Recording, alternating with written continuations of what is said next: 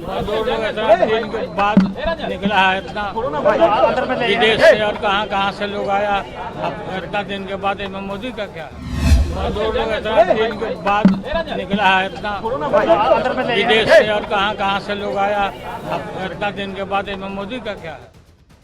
मजदूर इतने दिन के बाद निकले हैं, विदेश से लोग आया है, इसमें मोदी का क्या है? ये कहना है आरजेडी सुप्रीमो लालू यादव का।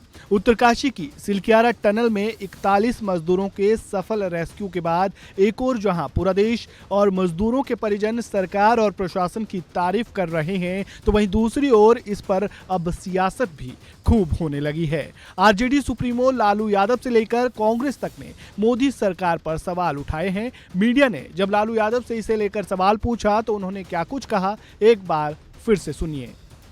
टनल से जो मजदूर निकले हैं उस पर राजनीति हो रही है। मोदी जी को क्रेडिट दिया जा रहा है, मोदी सरकार को क्या कहेंगे? कौन चीज पर? टनल से जो मजदूर निकले हैं दो लोग ऐसा दिन के बाद निकला है इतना विदेश से और कहाँ से लोग आया। अब इतना दिन के बाद इसमें मोदी का क्या है? टनल से जो मजदूर निकले हैं उस पर राजनीति हो रही है। मोदी जी को क्रेडिट दिया जा रहा है, मोदी सरकार को क्या कहेंगे?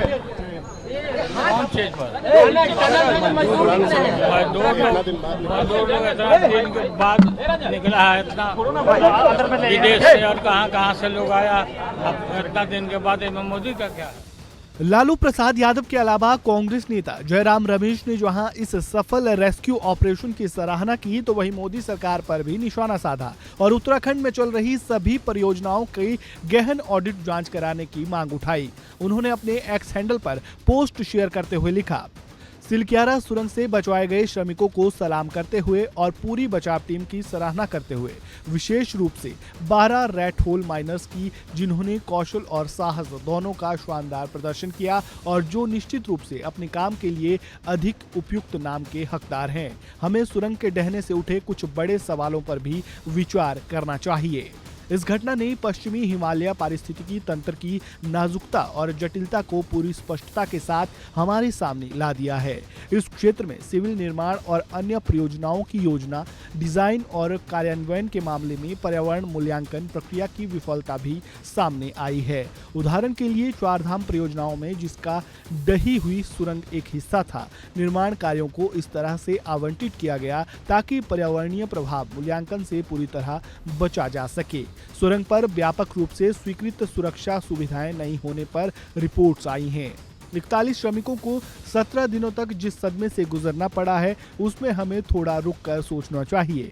वैसी सभी परियोजनाएं जिनका क्रियान्वयन जारी है, उनका गहन ऑडिट किया जाना चाहिए और हिमालय क्षेत्र में भविष्य की सभी परियोजनाओं को रोककर उन्हें प्रोफेशनल पारिस्थितिकी जांच के अंतर्गत लाना चाहिए। एक दशक पहले उद्घाटन किए गए पर्यावरण, वन और जलवायु परिवर्तन मंत्रालय के कार्यकाल के प्रवेश द्वार पर ये शब्द है, प्रकृति रक्षित रक्षितः। ये हमारी सभ्यता की विरासत में अंतर्निहित एक सरल लेकिन बेहद महत्वपूर्ण सिद्धांत है। लेकिन दुख की बात है कि इसका केवल दिखावा किया जा रहा है, जिसका परिणाम हमारे लिए विनाशकारी होगा।